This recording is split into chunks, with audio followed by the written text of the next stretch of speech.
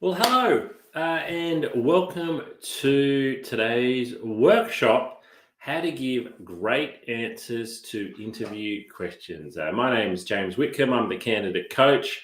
It's great to have you joining us today, whether you're joining us right around Australia, right around the world, via one of our partner pages, via our LinkedIn channel. Thanks for taking the time to jump on today. Wherever you're watching, you can make comments and you can ask questions, and we'll be reviewing those throughout the workshop, and we'll do our very best to answer those as we're going along. So thanks for taking the time to really understand, I guess, probably for me, what is the biggest challenge for most candidates with regards to interviewing. I think a lot of candidates understand how to probably do some of the preparation. They understand what's going to happen in the interview room, but they are most worried about, most nervous about how they actually give a really strong answer to a question when they're asked. And a lot of what I find is largely that is also because people don't feel comfortable in practicing their answers to interview questions.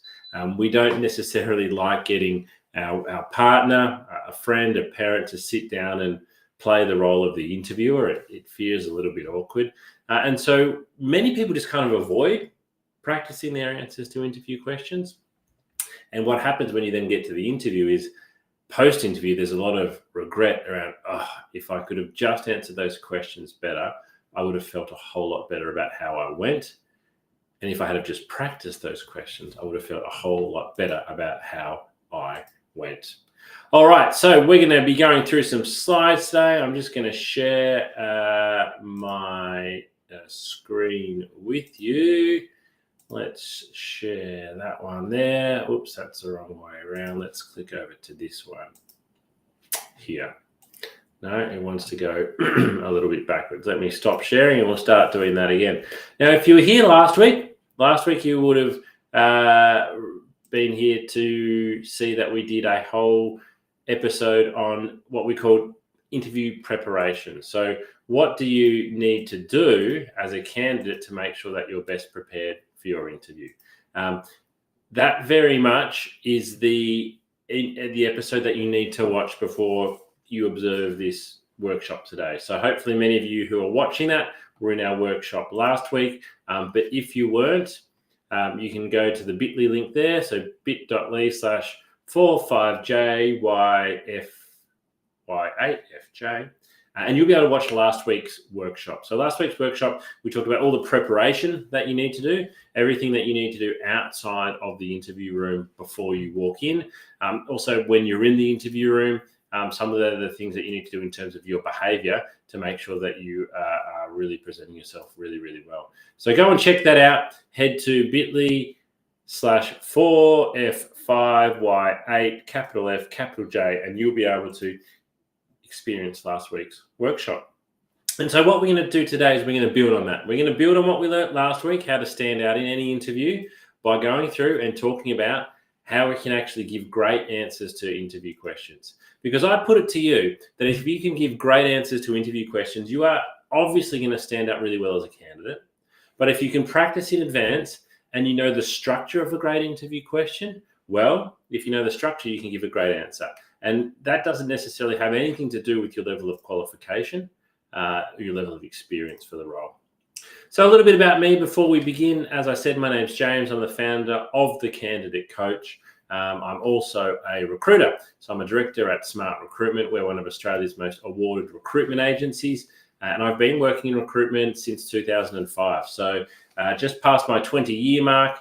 And my best guess is that over that period of time, I've conducted over 3,000 interviews and over 600 group assessments and placed over 1,000 people into work.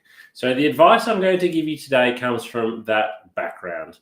And we launched The Candidate Coach, the platform that we're meeting on today, in December 2019.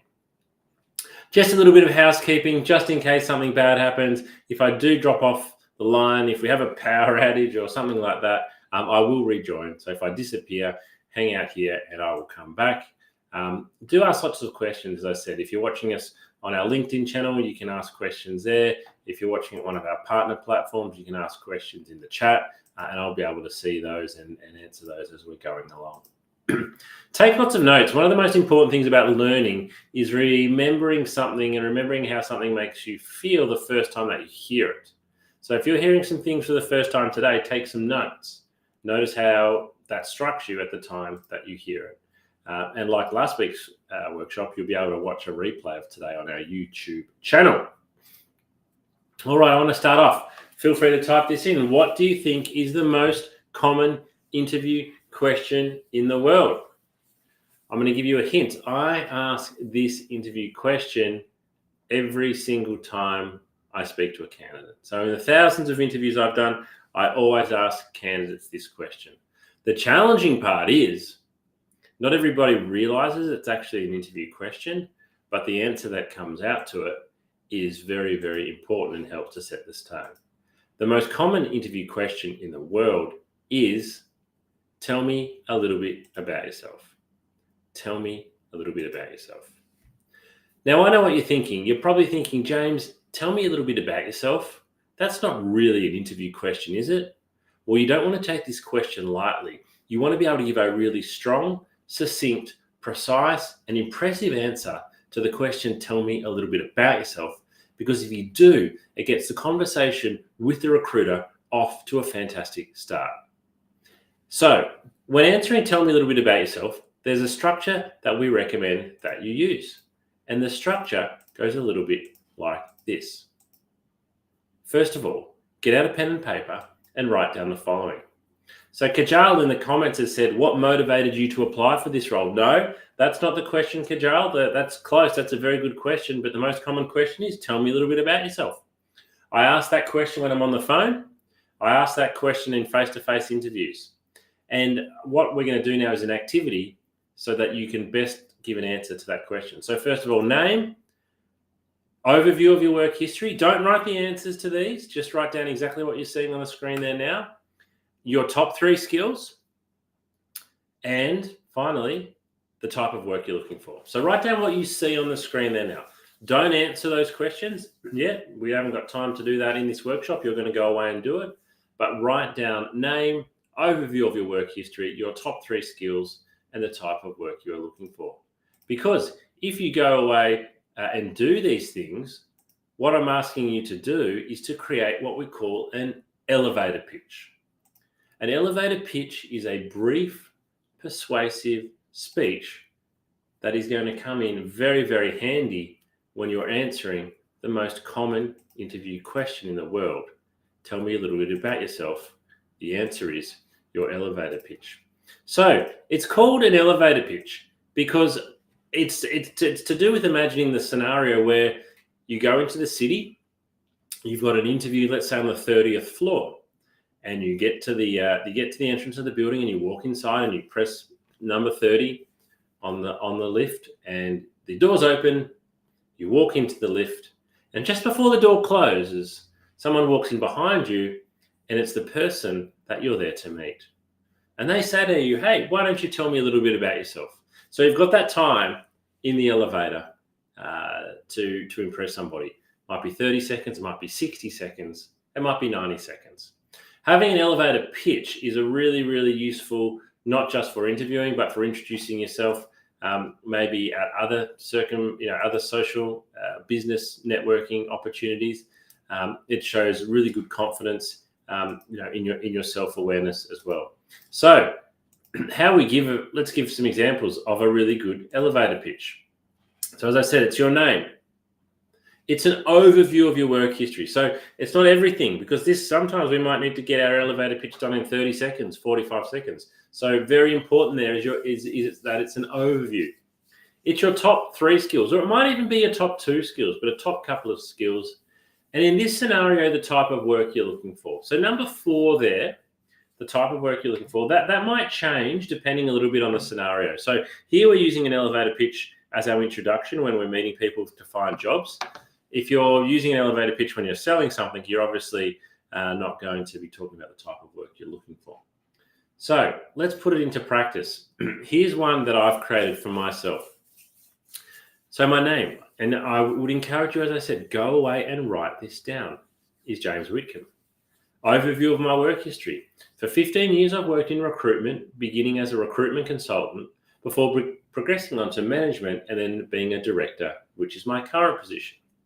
My top skills would include interviewing candidates in a way that uncovers their true motivation, public speaking and presenting, as well as coaching and training candidates to ensure they are giving themselves the best chance of landing a new job.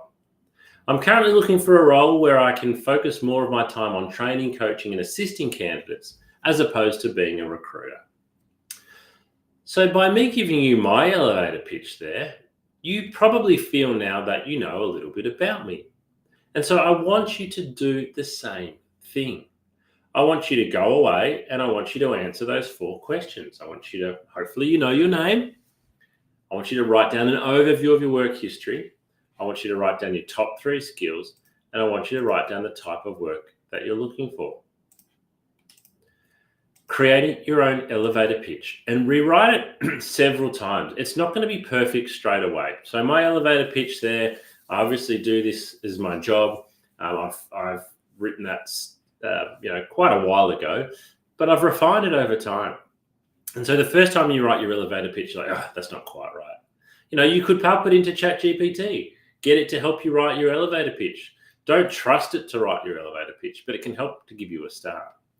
Then when you've got it to a point you think it's actually perfect, I want you to print it out. I want you to save a copy on your phone. The reason I want you to do these things, and if you print it out, I'd encourage you stick it on the fridge at home, have it on the kitchen bench, have it in a couple of different places, is because when a recruiter calls you about a job and says, hey, we're looking at your resume here, I'd love to have a quick chat. Is now a good time? You say, yeah, this is a good time. And if the recruiter then says, well, just to start off with, tell me a bit about yourself, you're on the phone and you're going to go, oh, this is my elevator pitch. And then you'll be like, I can't remember it.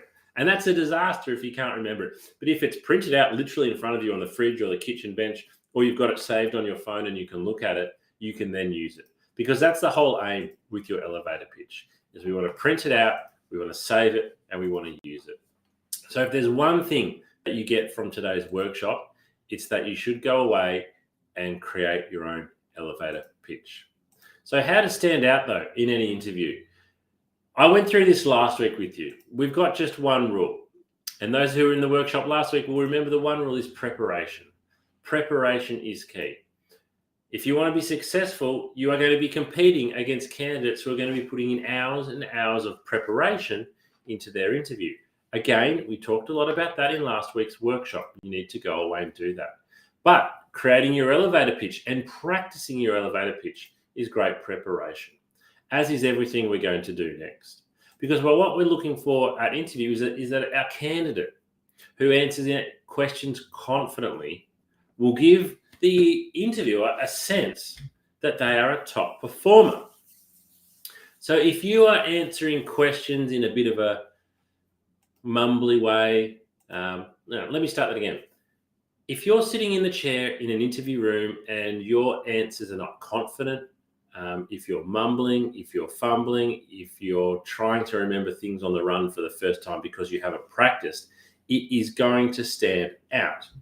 If you want the interviewer to think you're a top performer, one of the great ways to do that is to give confident, succinct answers and to include examples. That's what we're aiming to do here. Give confident, succinct answers that include answers. Okay, so that's easy enough for me to say, but actually, how do we go about doing that? Well, one of the best ways of doing that is to look at the 2 types of questions and to determine what type of question we're being asked. The main 2 types of questions at interview are either technical-based questions or behavioural-based questions. For behavioural-based questions, that's what we're going to look at first. We need to focus on how we've handled various situations in the workplace, because that's going to reveal our traits, abilities, and our skills. So these are very common questions. For example, tell me about a time you gave great customer service. Tell me about a time you disagreed with your manager. It might be tell me about a time you worked well in the team. These questions get asked all the time. And as you can see here, straight away, we're asking for, tell me about a time. We're asking for an example. So for behavioral-based questions, which these are, what we need to do is to use what's called the STAR technique. Now, you might have heard of the STAR technique before. You might even be familiar with the STAR technique. If you are, that's fantastic, because we want you to be using this particular technique to give great answers to interview questions. Let's go through what the STAR technique is. So STAR stands for STAR. Every letter in it, the acronym has a meaning. So what we're wanting to do with this technique is apply this technique to any question. So first of all, situation. We want to describe the situation and when it took place. T is for task. We want to explain the task and what was the goal. A is the action. Provide details about the action we took to attain this. And R is the result. So what actually happened? And for a lot of people, R is the part that they forget. They talk about what they did. They talk about the situation and the task, but they never talk about what the result was. So let's go through each of these four things in a little bit more detail. So S is the situation, where we're setting the scene by giving context and the background of the situation. If you're asked about teamwork, your response should include the project details, who you were collaborating with, when you undertook the project, and the location at the time. These details are really important. As an interviewer, we kind of want to know what, when, how, who. So if you say last August in our city office in Melbourne, I like that, because you're setting the scene there. You're setting the scene for the situation. Be really, really specific with some of these details here, because if you are specific, again, it's going to give a much better answer to the recruiter. So be really specific as you can with the situation and when you're setting the scene. T, task. So describe your exact role or responsibility in the situation. Make sure that the hiring manager knows what you were specifically assigned to do rather than what everyone did. So let's say, for example, you're working in a call center in a customer service role. Your task here might be to take inbound inquiries from customers and to help resolve them with whatever reasons they called in for. So you want to be quite, as it says here, we want to be quite specific. What is our exact responsibility here? What was my task? What did I need to do? Not what does everybody else do, but what did I need to do? Then action. So this is, as it said here, this is probably the most important part of the story. Here you explain how you handled the difficult situation or you conquered the problem. So in summary, what did you actually do? So say whether or not you did this alone or together as a team. What you're trying to communicate is your assessment of the situation and your response to the problem, as well as how you got the team involved. Share as many details as possible so the interviewer can follow you. Again, this is really, really important. We want details here. We want details. As you do, avoid acronyms or company-specific jargon. And then finally, and while A is really, really important, R is probably what most candidates forget, which is the result. So what happened? Close the story by stating the positive outcome of your actions and what lessons you learned. If possible, quantify the results and show the effects of your actions. Examples may include a 10% increase in sales, getting repeat business, or saving your team 5 hours of work in a week. So tell us what happened.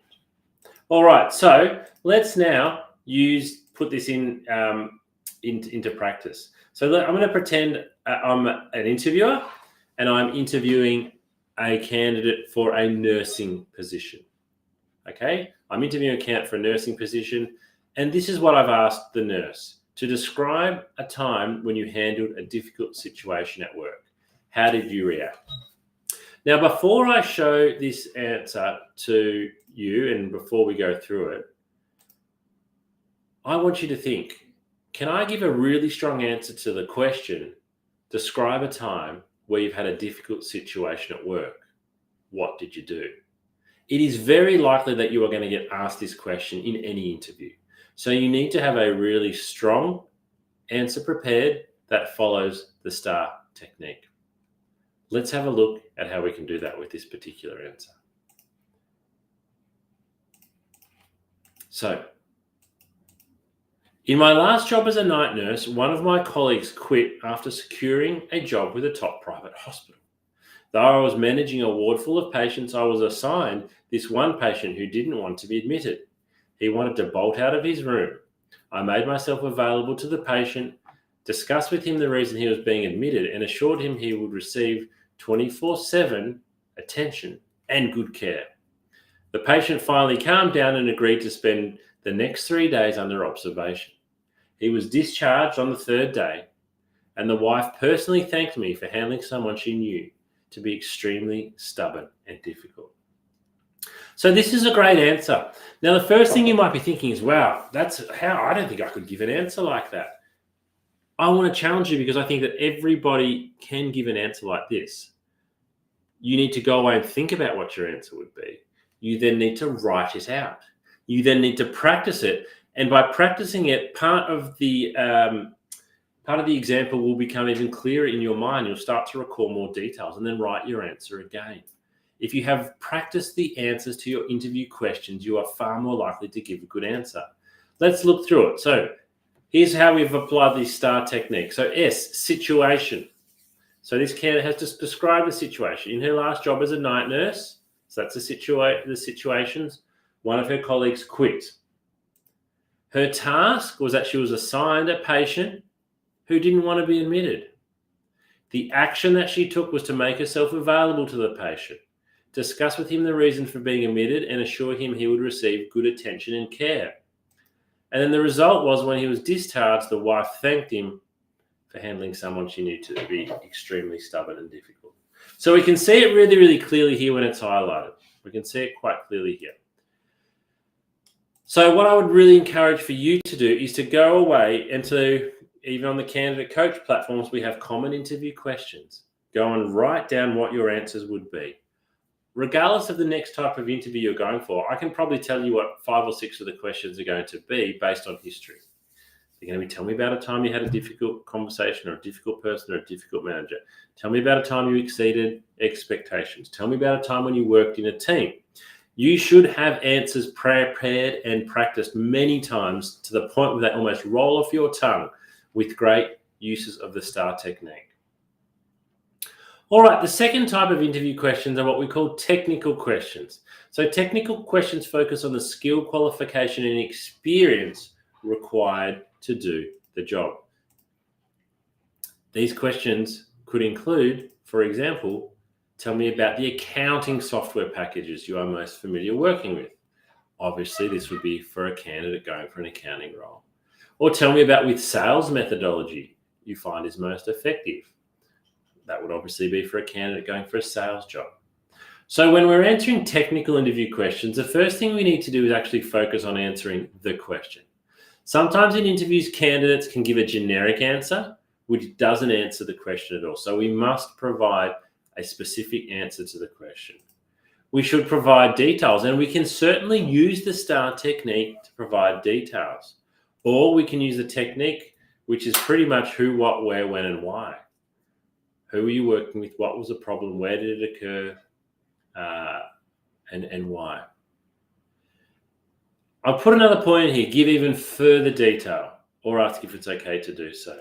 The reason I've said put even further detail in here is because most candidates, I'm going to say 95% of candidates, don't give enough detail with their answers. And so what we end up with is candidates who haven't answered the question as fully as they could have. If you are worried that you are taking too long to answer a question, you can always pause and say to the interviewer, am I going into more detail? Or would you like me to go into more detail? The answer that you get there will guide you. But most people don't give enough detail. And then fourth, try to relate the answer to the job or company that you're interviewing with. This is a great way. If you can make the link here between answering the interview question and the job or company that you're interviewing with, then you're really going to stand out and give a strong answer. So preparation is key. As I said last week, preparation is your friend, and preparation you can do. So hopefully you can do all of those things that I've shown you today. Now, if you've got any questions before we finish, now's a really good time to pop them into the chat on our partner sites, on our LinkedIn page. You are very, very welcome to connect with me. That's my name there, James Whitcomb. Reach out and connect with me on LinkedIn. Follow our candidate coaching page. But certainly you are welcome to put any questions through. In the meantime, I'm going to play one little video that we'd like to play to finish off each of our workshops. So just give me a moment while we load that up.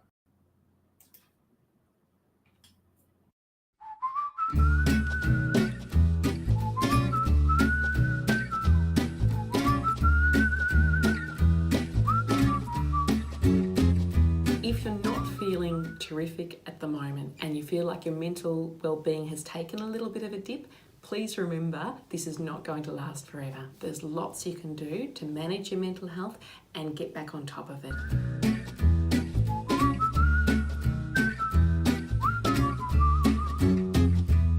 I am Dr. Sarah Barker. I'm a clinical psychologist. I've worked in workplace mental health with Black Dog Institute for the past 7 years.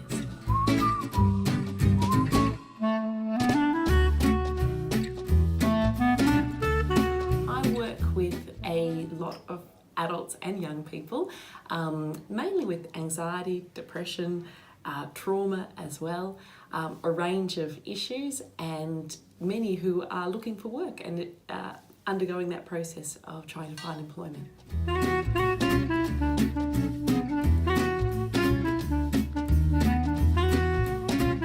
Looking for work causes mental strain because our identity is tied up with our work. Work gives us meaning, it gives us purpose, it gives us company and connection. So it's stressful for lots of reasons looking for work, and it can take a toll on our mental health.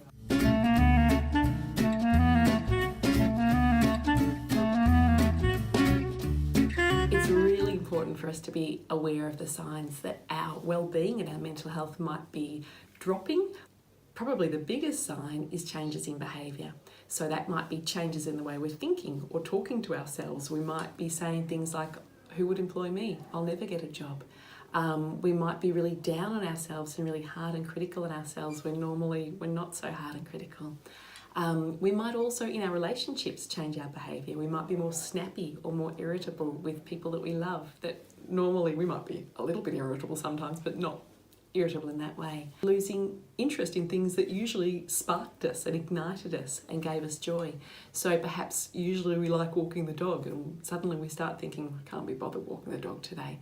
That sort of thing, those changes in behaviour are really significant because they tell us that something's different, and if we're noticing, I suppose, more than one of those and it's affecting the way we feel, and this is over a period of say 2 weeks or longer, then it's a really good idea to have a chat to a GP that you trust, and find out what might be going on, have a discussion and see if there's any physical reasons for that, or if perhaps your mental health and well-being might be able to do with a little bit of extra support, and then the GP can refer you on to see a psychologist, a counsellor, whoever is most appropriate for you.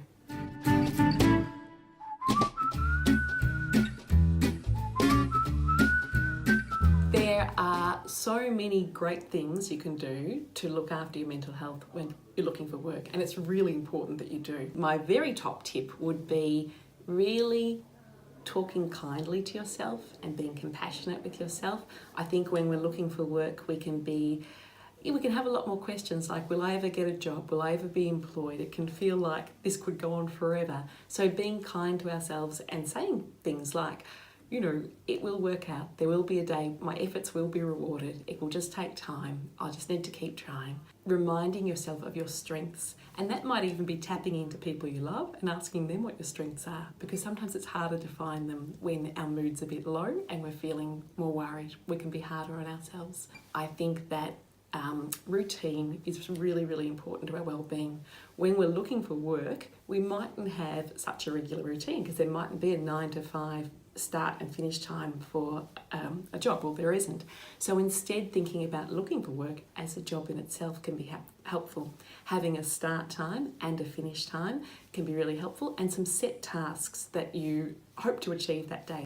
Purpose is really important too. So purpose might come through routine, but it can also come through other things. Meaning's really important, and our work gives us meaning. So when we're looking for work, meaning mightn't feel like it's there as much. Part of part of what we can do is infuse those tasks with meaning. So I am doing these things today, I'm looking for work, and that is meaningful in itself because there's an end goal to this. It will be something that's good for me and good for the people that I love as well.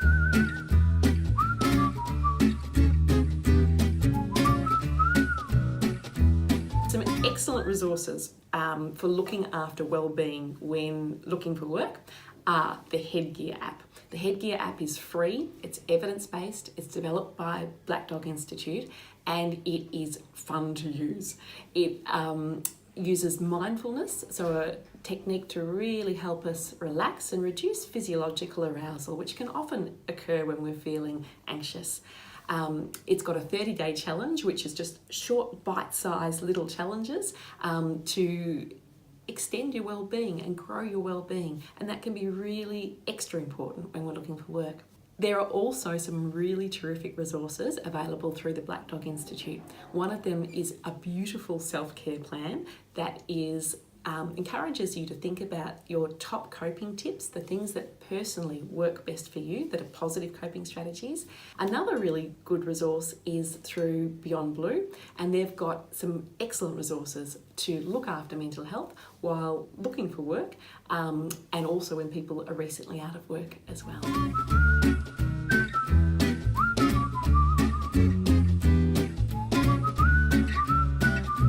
Probably time to seek professional assistance when you notice your mood is lower and you're feeling more down than usual, when you're worrying more and perhaps worrying excessively about things that you wouldn't normally worry about, and perhaps in your relationships too, when you're more tense with people and perhaps more snappy or irritable.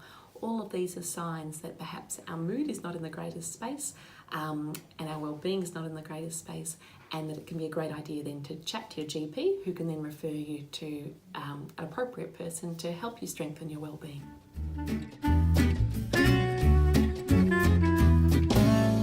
It's very common for people to have a dip, but please know that that's not going to last forever, and that there's lots you can do through looking after yourself, but also through getting access to professional support that can really give you a boost again and get you back feeling good as you're looking for work.